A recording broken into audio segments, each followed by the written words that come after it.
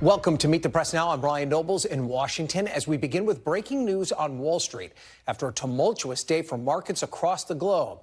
At points today, the Dow was down more than 1,000 points, driven by uncertainty about the health of the U.S. economy. The trading day is about to end with the ringing of the closing bell. You heard it there. And let's take a look at where all three major U.S. indexes closed today, all of them in the red. You can see the Dow down almost 3 points, the NASDAQ down almost 3.5 points, and the S&P falling just short of losing 3% today. The sell-off began overnight with Asian markets getting hammered. Japan's Nikkei index fell 12%. It's the single worst decline since the 1987 crash on Black Monday. The losses then swept through Europe, where stocks fell more than 2%.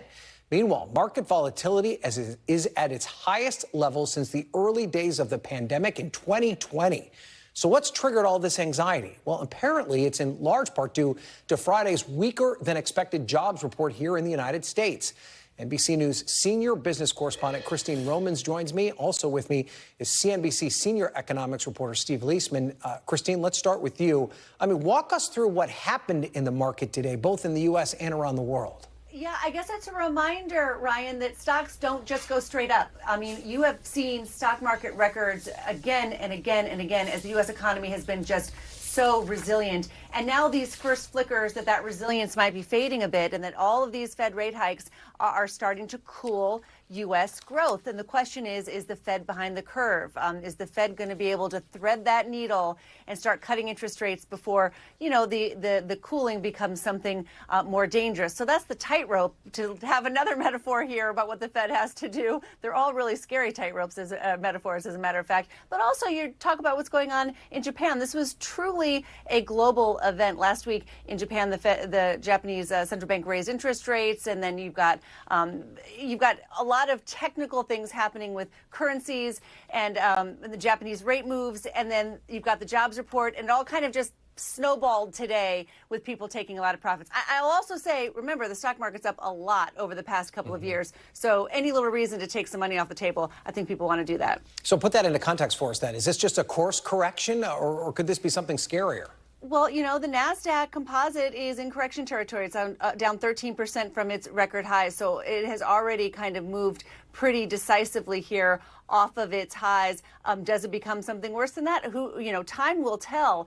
But certainly there's been so much enthusiasm in these artificial intelligence chip-making stocks. You look at NVIDIA, for example, it has doubled this year. I think it took 5% off today, but doubled. So some of these stocks have done very, very well. And one could argue they were frothy. They were, the valuations in some of these stocks were quite high. So now maybe getting back to a more reasonable level.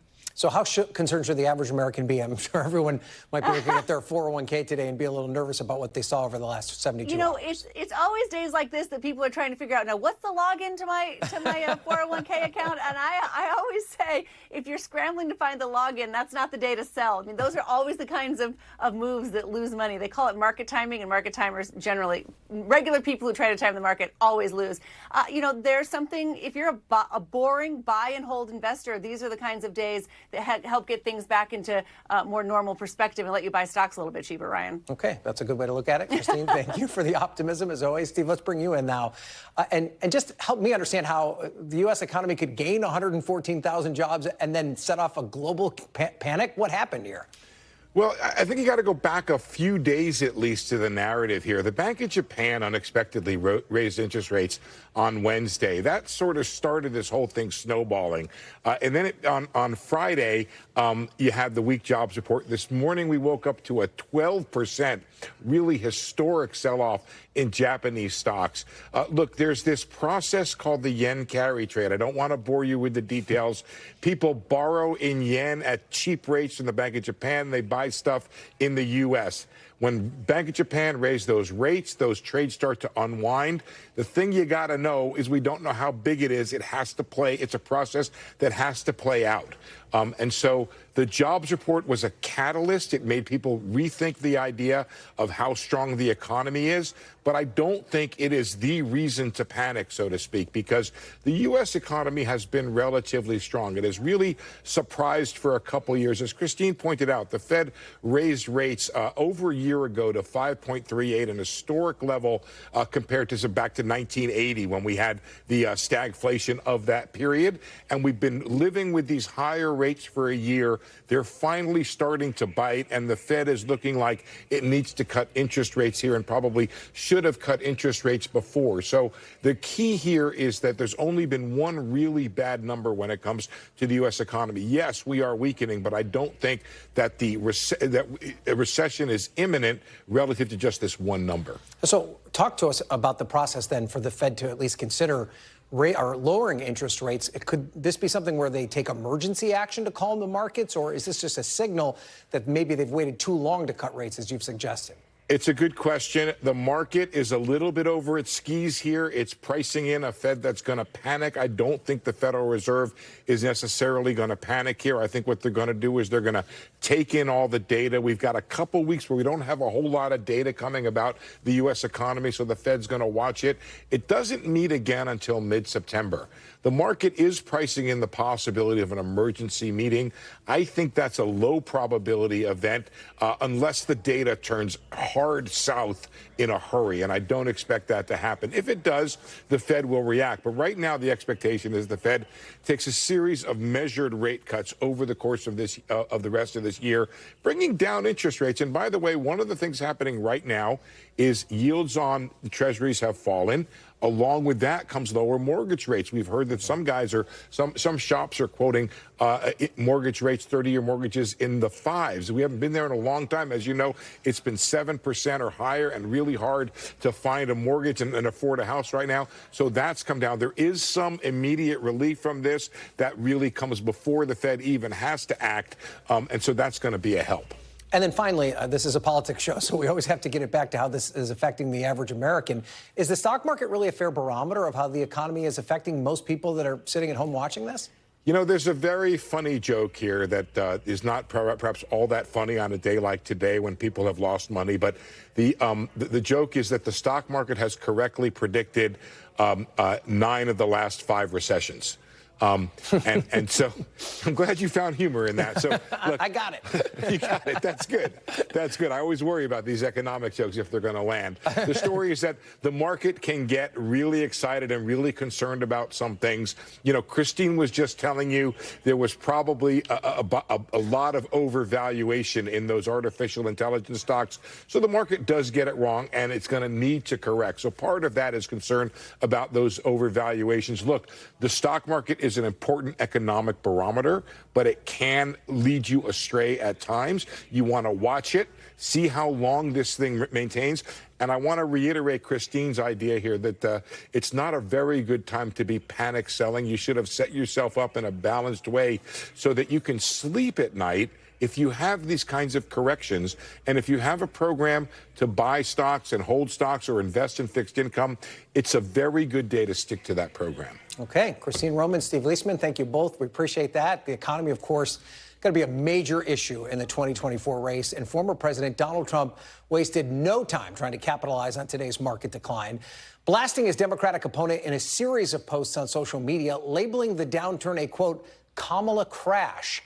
The former president has made a habit of taking credit for positive market moves and then blaming the Biden administration when the news is negative. The Harris campaign so far has been quiet on today's stock market turmoil as they prepare to announce the vice president's running mate. That decision is now expected tomorrow, according to sources. It's ahead of her Philadelphia rally with her VP pick. That'll kick off a 5-day battleground blitz of the most important battleground states. Initially set to be a 7-swing state, the campaign says they're now postponing a Georgia visit due to Tropical Storm Debbie. Now, sources tell us that 3 of the potential VP picks, Pennsylvania Governor Josh Shapiro, Minnesota Governor Tim Walz, and Arizona Senator Mark Kelly, met with the vice president in person over the weekend. Trump's VP pick, J.D. Vance, will effectively shadow the new Democratic ticket on the trail, holding events the same days in the same states. Meanwhile, former President Donald Trump, he only has one public event on his calendar this week.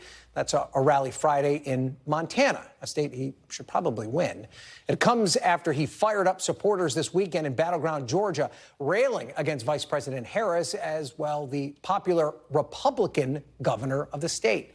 Take a listen. Raffensperger and Brian Kemp, your governor, who I got elected, by the way. If it wasn't for me, he would not be your governor. I think everybody knows that. He's a very disloyal person, isn't he? Very disloyal. Your governor, Kemp, and Raffensperger are doing everything possible to make 2024 difficult for Republicans to win. What are they doing? I don't know. They got something in mind, you know? They got a little something in mind. Kemp is very bad for the Republican Party. And new polling from over the weekend shows an incredibly tight race with just 3 months to go until Election Day. Joining me now, NBC's Yamiche Alcindor, and Garrett Hake is with me on set. So, Yamiche, let's start with you. We know we're expecting this announcement tomorrow. Maybe it'll leak out before then. We know there's going to be a rally with Harris and her nominee together. What does the rest of this rollout plan look like? Well, good afternoon. From my understanding and in talking to sources, the Harris campaign really wants this to look in some ways like the Biden rollout 4 years ago. So they want to, one, keep a close hold on it and tell very few people who the pick is. And my understanding is that when they officially announce tomorrow, which is the plan, of course, that's all subject to change if she changes her mind. But the idea is that they would then do something like messaging a bunch of people via text message, because as we remember 4 years ago, it was the Biden campaign text messaging a bunch of Democratic supporters the name of Kamala Harris and then rolling out a video. So my understanding that it's going to look something like that there is going to be a text message and video element to this, and then it's going to be a rolling announcement that they're going to have multiple things sort of playing out throughout the day to really sort of hype up everybody who's waiting for this and to hype up Democrats. And then from there, of course, they're going to have that rally in Philadelphia. Ryan. And you mentioned you're reporting that Walz, Shapiro, and Kelly, they all met in person with the vice president yesterday. As far as we can tell, are they the contenders, or could there be a dark horse option that we're not talking about? It's a key question. From my understanding, I've been hearing all along that the list was longer than the list of people that we had, so that even though we had 6, I was told it could be as much as a dozen people on the list. So there is a chance that it could be somebody that we're not even talking about, that's not on our radar. That would be surprising, but it would be understanding, because she's looking for someone who she has personal chemistry with, someone who is really a good governing partner for her, someone that she can trust not to undermine her, so someone who she really feels like will be loyal to her if she's elected president, and of course that she becomes the top of the ticket, and someone who really feels like they're bringing something to the ticket, including appealing to what they see as people that President Biden would have brought into the fold, including suburban voters, older white voters, and someone who's going to attack the Republican Party when they go after her, especially on the issue of identity and race, which is what we saw last week. So they want someone who's going to be both presidential looking and ready for the job on day one, but also someone who's going to be able to scrap and really be a street fighter, which is what they're going to have to do, they anticipate, when it comes to the Republicans. Ryan.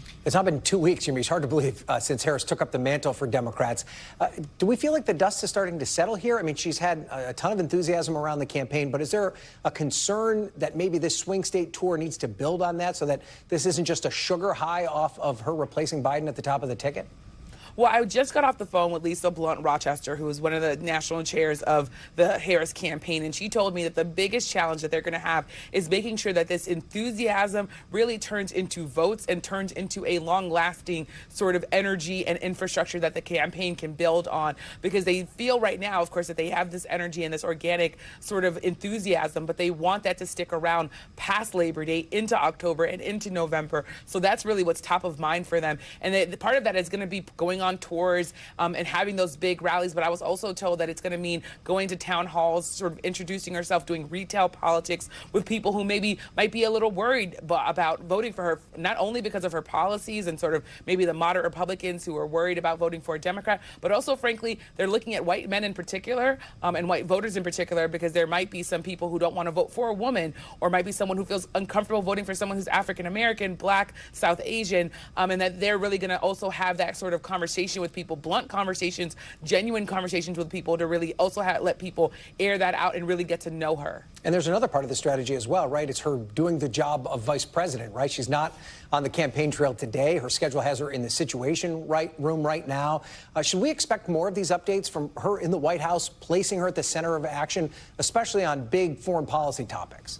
Certainly, because one of the things that was a sort of question when she came into the job as vice president is, does she have the chops to do the foreign policy part of the vice presidential role? And she's been out now sort of traveling for the Biden administration. She went to the Munich Security Conference. She's gone and, of course, had a meeting with Benjamin Netanyahu, the prime minister of Israel, on her own, and came out with very forcefully talking about the need to end the war and to also both have Israel have its right to defend itself while also keeping in mind the sort of suffering of children in Gaza. So she's really been very vocal about trying to really make sure that people understand she has the foreign policy responsibilities and the foreign policy experience. And just last week, I broke a story that was about a Muslim Leadership Council, this fund. It's this group of black Muslims leaders who said that they were uncommitted to Biden in the past and did not want to support Biden outright in the past. They're now endorsing her, the first group that I believe of Muslim Americans who were previously uncommitted, who are now going to be supporting Harris. So she's going to want more and more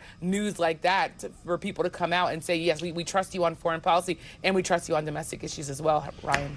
Yamiche, you already have hundreds of thousands of followers on X or Twitter, whatever it's called now. I imagine that's just going to skyrocket because you're probably going to have this VP news before anybody else. But thank you for that reporting as always. We're hoping. We'll see. We'll see. We'll see. All right, Garrett, let's turn to you and talk about the Trump campaign. We showed the schedule. Harris is going to be all over the place. Her new running mate going to be with her. J.D. Vance doing a little bit.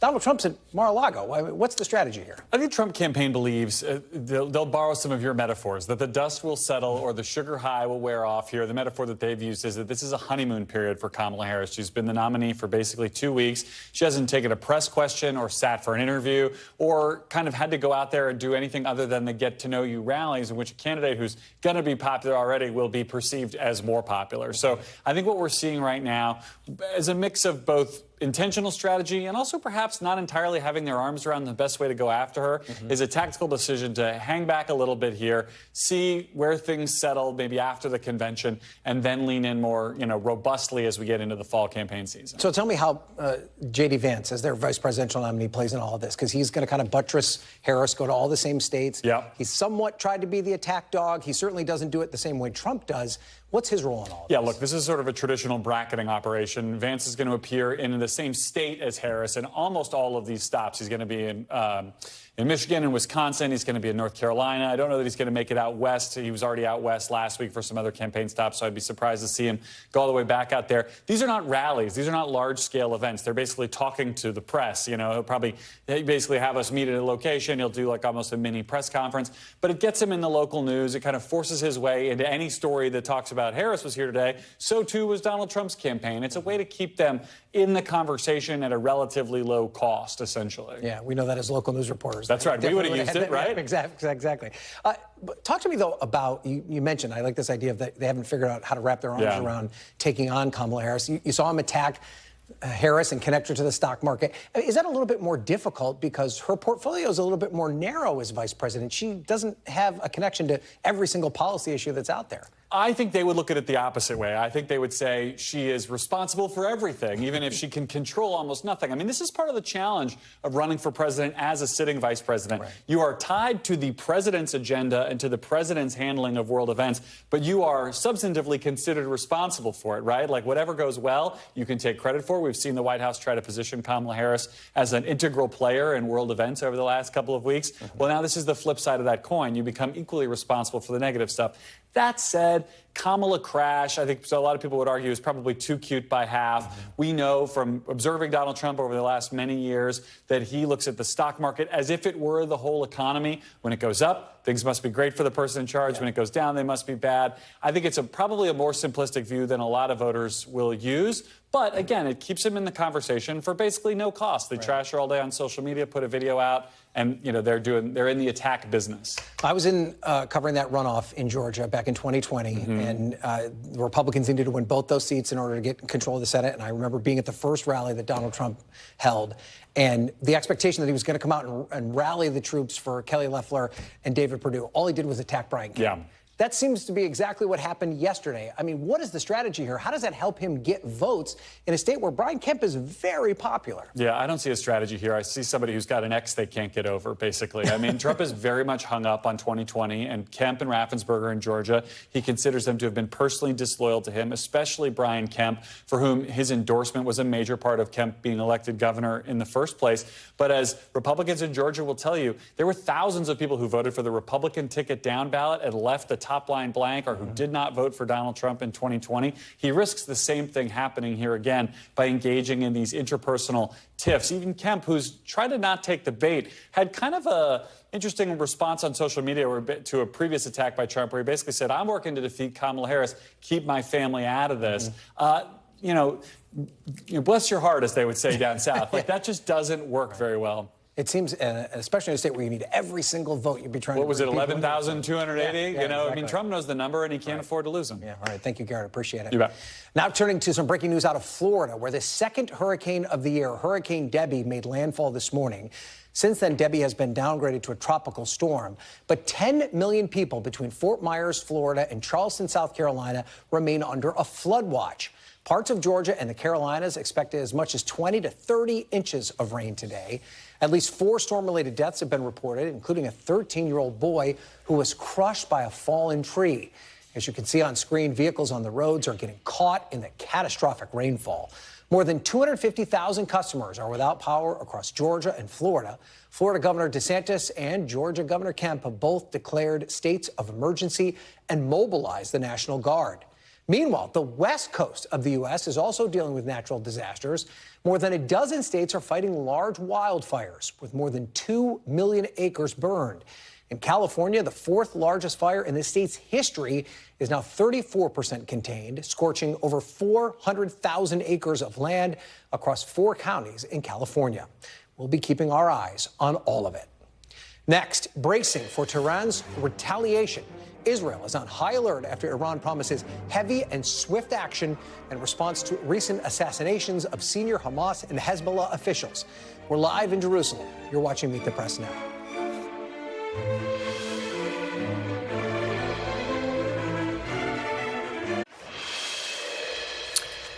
Welcome back. Israel is bracing for what could be a multi-day retaliatory attack by Iran and Hezbollah following the assassinations of 2 senior militant leaders behind the scenes. Behind the scenes, the Biden administration is engaging in a flurry of diplomatic conversations in an effort to tamp down tensions. This afternoon, the president and vice president met with their national security team in the White House Situation Room to discuss the ongoing situation in the Middle East. Yesterday, Defense Secretary Austin spoke with his Israeli counterpart to discuss steps the U.S. was taking to support Israel's defense, while Secretary of State Blinken spoke with his counterparts from G7 nations about the need for de-escalation. According to Axios, in that conversation, Blinken warned that the retaliatory strikes on Israel could start as early as today. NBC News has not confirmed that reporting. Joining me now is Richard Engel in Jerusalem. So, Richard, what's the mood like in the region, particularly where you are in Israel? Well, people are bracing for an attack that could come at any moment. People think that maybe it's going to happen tonight. We heard the same thing yesterday and the day before. It is a country that is living on rumors. People are watching the news. They are exchanging tips. They are listening to the Israeli army, which says, as of now, there is no change in the level of national alert. Israeli officials say they are already bracing for an attack, and they have started to make preparations. The leader of CENTCOM, the U.S. Central Command, is here. He's a guest of the Israeli Defense Ministry.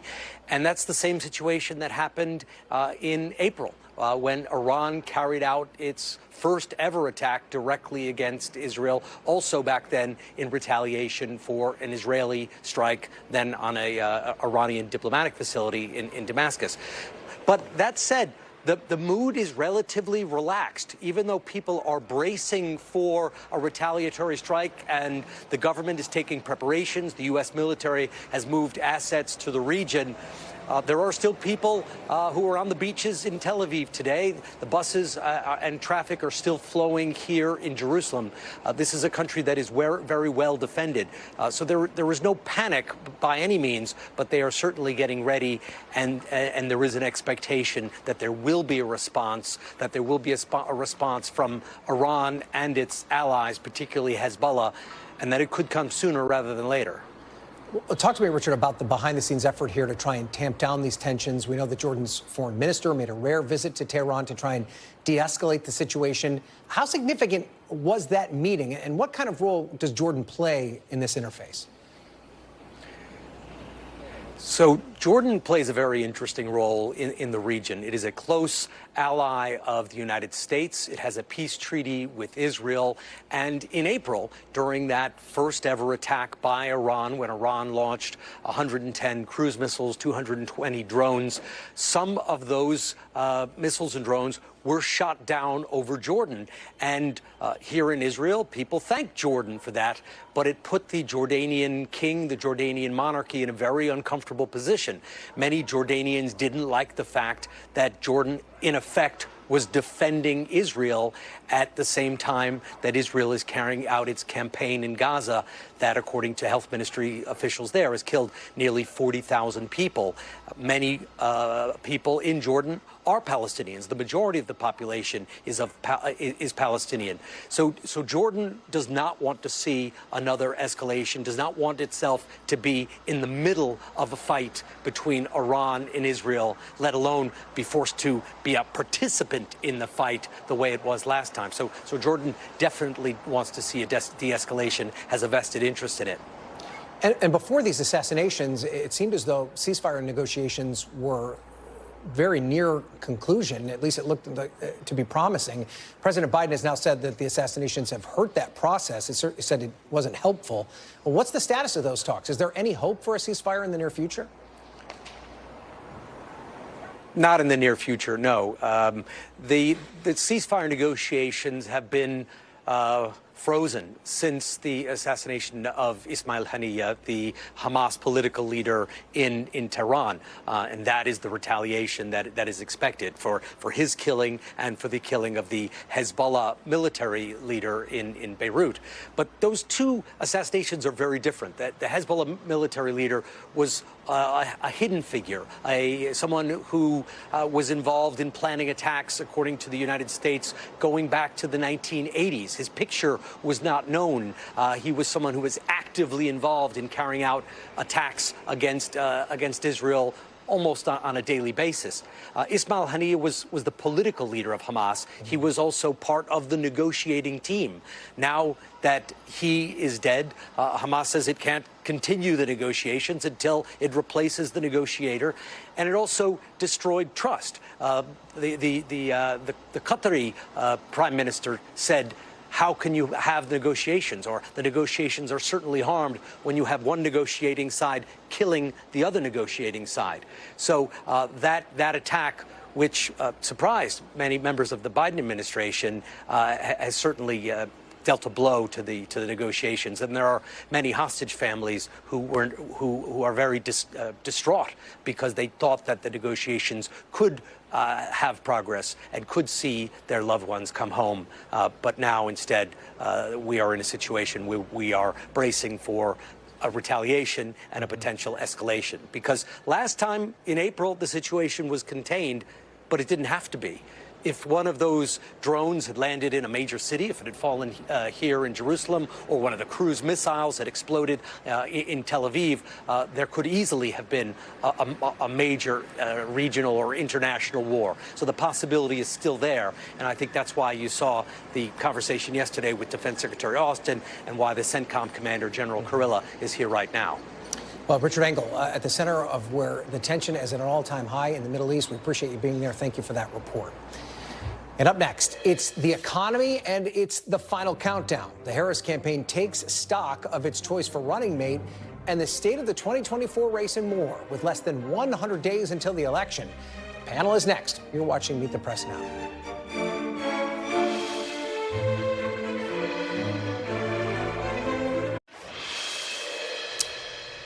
Welcome back to Meet the Press Now. 2 weeks ago, President Biden ended his re-election campaign, and just a few minutes from now, the DNC is set to officially nominate Vice President Harris as their new presidential nominee at the completion of a virtual roll call vote. Joining me now is my NBC News colleague, Alex Seitzwald. So, Alex, we're just a few minutes away from this DNC roll call officially ending. Is this going to be a unanimous show of support for VP Harris?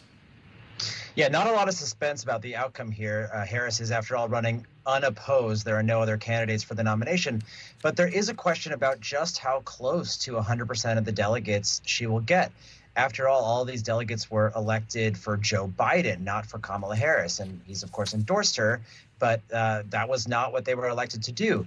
He had just about 99% of all the delegates. There was a handful of others who were uncommitted or went to some other smaller candidates. So those should theoretically all be Harris delegates, and her campaign has worked very hard to get all of them on board. They've been calling delegates, they've been whipping delegates, they've been treating this seriously, and they want to use that to show that they are not just taking this for granted, but they actually want to win, compete and win for the nomination.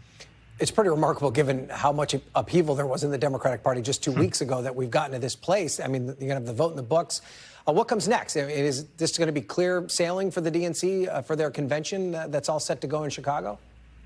Yeah, well, it's really unusual for them to be doing this roll call vote ahead of the convention. 2 weeks after Biden dropped out and 2 weeks before the convention. This is to get ahead of a deadline in Ohio on Wednesday. It's a ballot access issue where they're worried that Republicans might sue.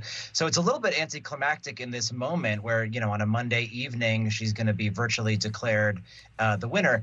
They will hold at the convention another in-person roll call that they're calling confirmatory and celebratory, or ceremonial, excuse me. So they're racing to get the convention back up to speed. They had to reprint all those signs that said Biden. Of course, they had to change the programming a little bit because Kamala Harris wants to put her stamp on it. Everything had been made for Joe Biden. But it helps that the convention chair already was Mignon Moore, a longtime Democratic strategist, who is one of Kamala Harris's closest advisors. So I'm sure Harris felt very comfortable going into the convention, knowing that Mignon Moore will do, what she can in the limited time available. And one more funny thing to add there, they have a new problem, which is a good problem, which is suddenly Democrats want to go to this convention. I had heard a lot of kind of grumbling about how sad or boring or, just kind of going through the motions the convention was going to be with Biden. Now they're getting all these donors and, staffers and former officials who were going to skip, who are now suddenly asking for tickets that they have to deal with. All of a sudden, it's the hottest ticket in town. I think reporters there's some that feel the same way, that weren't initially going to go, but it's a whole different story now. Alex Seitzwald, thank you for that. We appreciate it. And as we mentioned, we know when the vice president will announce her vice presidential pick. We know how they're planning to roll out the choice and where they will hold their first rally, but who? Well, that remains unclear. Let's bring in our panel. They're going to tell us. Susan Page, Washington Bureau Chief for USA Today. Megan Hayes, a former special assistant to President Biden, and former Virginia Republican Congresswoman Barbara Comstock. So, Susan, break the news. Who is it going to be? I'm just kidding. I'm not going to. Yeah. Well, we have a conventional wisdom candidate, and that's Governor Shapiro of Pennsylvania. The theory being, if you have to win Pennsylvania to win the presidency, makes sense to choose the very popular governor of Pennsylvania. But we do not actually know if the conventional wisdom is true. Right. And do you think that there's the possibility that there's some dark horse that we're not thinking about, or is it pretty much, in your mind, down to Shapiro, Walz, and maybe Mark Kelly's? It's always possible, especially when you have a process that is this speeded up. But I guess I would be surprised by a dark horse. We have seen some talk that Kelly is out of it. But who knows? We'll see. It'll just be hours away. So, Megan, from your perspective, do you have a favorite? Is there somebody you'd like to see more than someone else on this ticket? No, I think she needs to go with whoever is going to make her feel the most comfortable, because this is it's only 90 days, but it's still going to be a slog. Also, this is someone that if you win, you need to be able to govern with. I know when President Biden chose her, it was very important to him to have a governing partner. So I think that she also needs to be looking for that. I think all three of these men would be great choices, and I think the American people would be lucky to have them as their vice president. And so, Barbara, right now, it seems as though the Harris campaign is on a bit of a sugar high here, right? I mean, everything's gone right for them over the past 2 weeks. Should they be concerned that this is going to be difficult to keep this sort of momentum? Because this momentum's really only got it back to a 50-50 race. Well, I think they've had a flawless rollout, and obviously, the focus on the vice president is going to be, another great moment to give them, I think, what is actually a very substantive high, because it's been a great contrast to, what Republicans thought they just had a layup here and it was going to be great, and they've totally flipped the script. Now, I do think, obviously, that Governor Shapiro is a great pick because Republicans are totally dependent on Pennsylvania. And you have a very popular governor who won by 15% here. Republicans have been going out really trying to talk that down, that Democrats can't possibly pick Governor Shapiro. They won't do it. They won't do it. And so I think that means Republicans will be in an absolute meltdown and panic if Governor Shapiro is picked. All right, well, let's talk about the Republican vice presidential nominee and J.D. Vance. He's going to hit a bunch of these swing states. He's also going to start in Philadelphia. Barbara, I'll start with you because you are the Republican at the table. I mean, talk to me about Vance's role at this point. Can he offer a kind of a buttress to Donald Trump, be the attack dog, actually get out and campaign, which Donald Trump seems reluctant to do right now? Well, he's really been unique in that he's been negative, received negatively, and his numbers have just gone down since he was selected. And you've had this infighting within the campaign in Mar-a-Lago. Kellyanne Conway, very notably, didn't think he was a good pick, and the American people seem to agree. So he has not gotten footing. The childless cat lady thing has been a disaster. I think we all know here, friends and family who take that to heart, and he has doubled down on it. Now his, friends and family have doubled down on it. That is offensive. This is not something that's going well for him.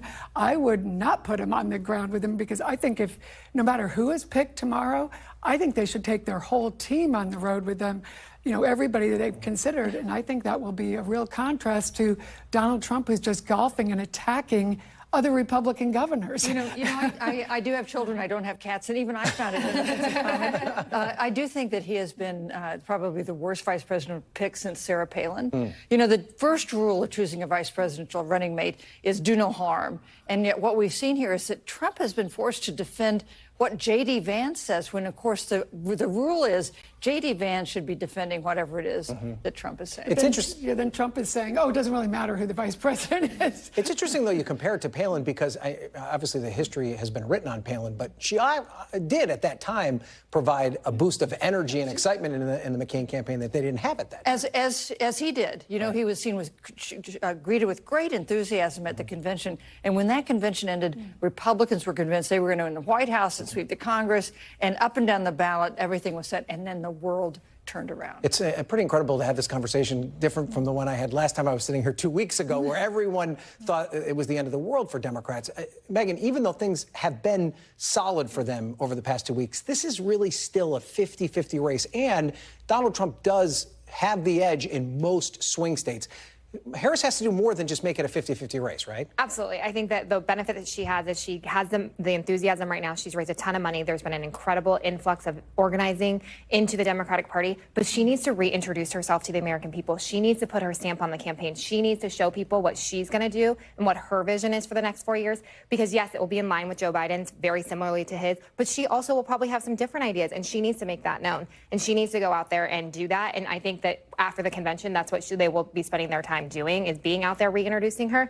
But you can only hold on to the momentum if you keep going, and she has to keep moving it forward. And what happens when she hits that first road bump, Barbara? How does she get over that and plow through? Well, I think they have a really good team. I think it's uniquely, they're uniquely united. I think, because there was such despair over Joe Biden, and now everyone feels like, they're back in the game. And now I think you really do see Republicans imploding because they don't have a team there. When you have Donald Trump praising Putin and attacking Brian Kemp, who's the most popular person in Georgia, Donald Trump doesn't have Republicans in these swing states because the candidates he put forward in Pennsylvania, in Michigan, and Wisconsin all lost. In Arizona, Kari Lake is a disaster for Republicans in Arizona. So his MAGA candidates have been what's dragging down Republicans, and now he's attacking other Republicans, not uniting the party. And I think the other thing here is that when she hits a roadblock, we can always count on Donald Trump or J.D. Vance to change the news cycle. So she won't be in that roadblock for long because they will inevitably do something that will be detrimental. He's doing racial attacks and all his greatest hits that are past when she's talking about the future. I see where you're coming from here, but I want to remind it is still, Susan, a 50-50 race. And then when you expand the poll to third-party candidates like RFK Jr. comes in at 2% in some places. I know Well, the bear may. But there's been a lot of crazy things about him. But the thing about Robert F. Kennedy Jr. is he doesn't need a lot of votes to impact the race. You right? know, the last 2 weeks has been amazing for Kamala Harris. The rest of the campaign will not be so smooth. There will be roadblocks. She hasn't done a news conference yet. She hasn't done a serious interview yet. We haven't had a debate with Donald Trump yet. There are issues that she will have to address, including immigration. The economy, we've seen what happened with the markets today. Is the economy steaming toward a recession? There will be problems ahead, but she starts at such a different position than Joe Biden was at against Trump. That's why Democrats have so much enthusiasm, even though, as you say, it's just an even-up race at this point. But, I mean, RFK Jr., you mentioned, Barbara, this bear story. You know, he admitted that he dumped a dead bear cub in Central. I don't even know if this guy's running for president. I mean, does it matter because of how tight the margins are? A couple thousand votes in some of these swing states? I think he's starting to phase out because you think it's become more now of a joke that you have more of a choice. I mean, you have a lot of independents and disaffected Republicans. I am one. You are, right? Who are looking for a choice, and this has changed. That's why you now have Republicans for Harris. You have people who, a felon who's attacking fellow Republicans is not an option. Now you have, you have energy in the Democrats' campaign now, which is, switching and changing the whole dynamic here. And I think after what, looks like it'll be a good convention and a good nominee for vice president, I think that's going to change things up. And I think the guy who's, lugging around a dead bear and throwing it in a park is not going to be a viable candidate for long. And he's already been disappearing off the We got to go. radar. But Susan, I do think that's an important point. She's yet to do the interview, yet to do the press conference. Those are all things that she still needs to do at this point. I'll let you have the last word. But on that same note, she's reaching people where they are, and that's on social media. So they are changing the format of the campaign, unlike the president was doing, and they are actually reaching a lot of people, and that's really important. Still needs to do an interview. And she wants still needs to do a press well, conference. she wants to debate, and Donald Trump is running away from it. Yeah. So. All right, Susan, Megan, Barbara, I appreciate it. Thanks. Great insight. Far-right riots, unrest, and disinformation. Hundreds of arrests. We've got the very latest on the volatile situation unfolding right now in the United Kingdom. You're watching Meet the Press now.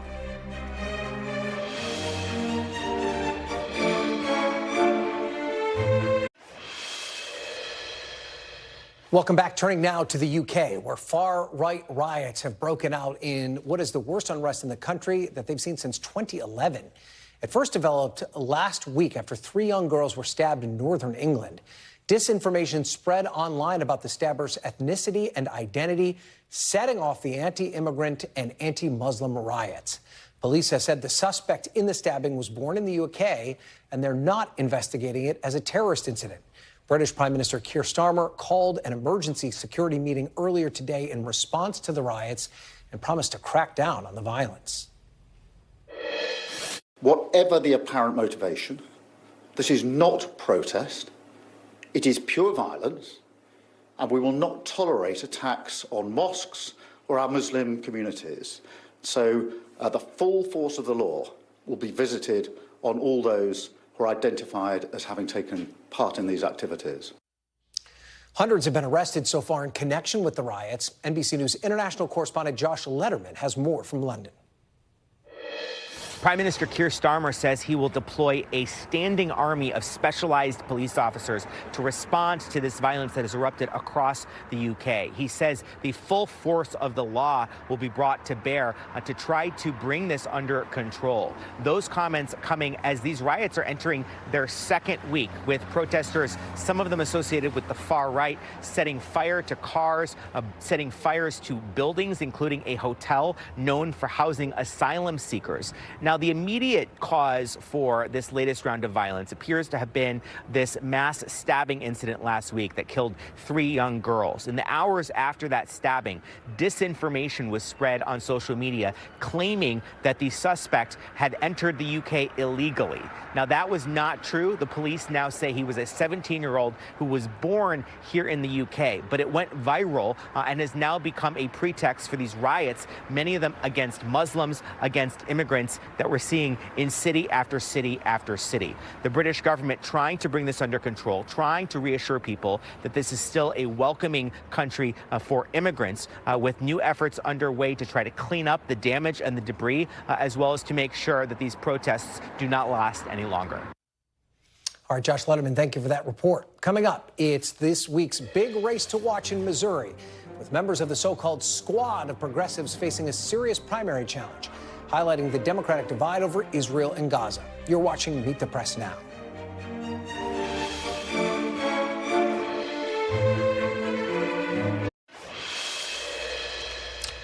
Welcome back. We're just 3 months until Election Day, but voters in 4 states are heading to the polls tomorrow for a number of House, Senate, and gubernatorial primaries.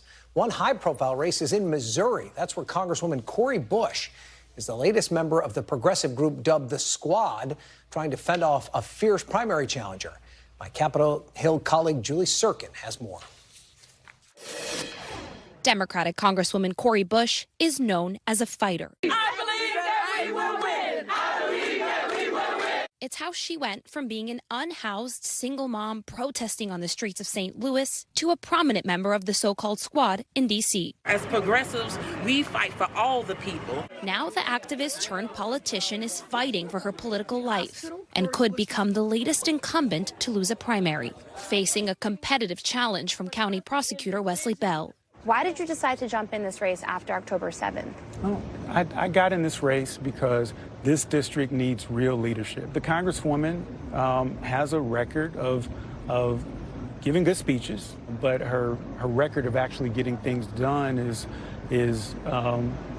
just not there. Bush is one of the most vocal critics of Israel's government in Congress, calling Israel's response to the Hamas attack, quote, ethnic cleansing. The only reason Congresswoman Bush has this challenger is because she had the audacity to stand for peace. A pro-Israel super PAC backed by AIPAC is spending more than $8 million to boost Bell, hoping to repeat the winning playbook that ousted fellow Squad member New York Congressman Jamal Bowman 5 weeks ago. Trying to make sense of why so much money would be spent on a House congressional race when our district has so many needs. Bell defending the campaign cash. AIPAC is an interest group. Just like their clean energy interest groups, their interest is the Israeli-American relationship. Behind Bowman's, the primary in Missouri's 1st district is shaping up to be the 2nd most expensive in the country, becoming a bitter battle on the airwaves. Wesley Bell is bankrolled by right-wing lobbyists and Trump megadonor Cori Bush, the actual Democrat. Cori Bush's attacks are nonstop. But here's the thing, St. Louis, they're not true. Do you regret anything you've said when it comes to Israel-Gaza? Do I regret trying to work to save the lives of those 40,000 Palestinians who are now gone? No, I don't. I don't regret that because I never. I fight against anti-Semitism and Islamophobia. I fight all hatred and all bigotry. The economy, access to abortion, and lowering crime are the top issues here in St. Louis. So can a war hundreds of miles away actually impact this race? Both candidates say this race is about more than the Middle East. She voted against the bipartisan infrastructure bill. She voted against the child tax credit. And I'll be a progressive member of Congress, but I'm also going to be a practical member of Congress. It was 52 years where, 2 black men held the seat. I've been in the seat 3 years, and it's enough. You feel like he's stepping over you as a black woman in this race? Absolutely. It'd be different if I wasn't delivering dollars to the district. And Julie's back from St. Louis. She joins us now. And one of the best things about going to a district is you actually get beyond the headlines. And you found there's quite a bit of nuance in this race beyond just what the headlines are telling us. There is. Look, it's similar to what happened in Jamal Bowman's race in New York, but it's also not, right? This race is not really defined by Israel and Gaza. Certainly the AIPAC inflow of cash is helping Bell with name ID, get on the airwaves, and stand a fighting chance against Bush. But there's also the reality that both Bush and Bell really were the children of the Ferguson movement. Their political careers were sprung by that in different ways. Bell became the county prosecutor, the first black man in that role, while Bush obviously went on to be a Black Lives Matter activist, went on to make her mark in Congress in that way. Mm-hmm. And there is also the specter of a DOJ investigation, related to Congresswoman Bush. I mean, what's the status of that, and how is that playing in the race? Yeah, and Wesley Bell is certainly using that in his attack ads against Cori Bush, right? This is obviously unusual to have the DOJ investigating a member of Congress when it comes to campaign finances.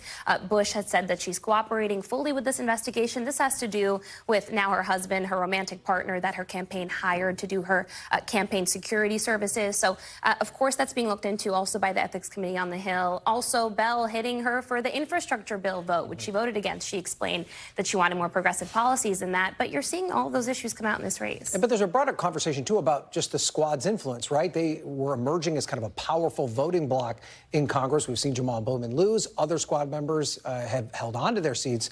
What will this tell us about the squad's influence? Yeah, Summer Lee, for example, in Pittsburgh, hanging on to her seat, even though AIPAC also infused cash into her opponent. So obviously, these progressive candidates are defining themselves outside of where they stand on Israel, being to the left of their party's mainstream when it comes to that issue. But in terms of working, empowering the working class, as you heard Bernie Sanders say, as he sort of holds out for his endorsement of Kamala Harris, trying to push this next administration, potentially with Harris at the helm, to appreciate more progressive platforms, that's not going away, even with this issue of Israel and Gaza. And it's a good reminder that we talk about these things inside the Beltway, but the politics on the ground are what usually carries the day. That's going to be an interesting race tomorrow night. Julie, thanks for going there and bringing that story back to us. We appreciate it.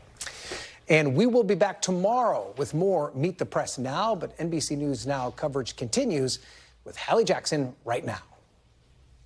Thanks for watching. Stay updated about breaking news and top stories on the NBC News app or follow us on social media.